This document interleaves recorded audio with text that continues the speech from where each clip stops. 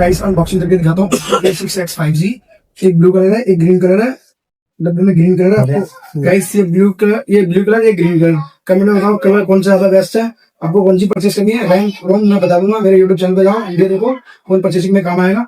इसका camera A1 रहने वाला है, फ्रंट का भी और ये आपका बैक का भी।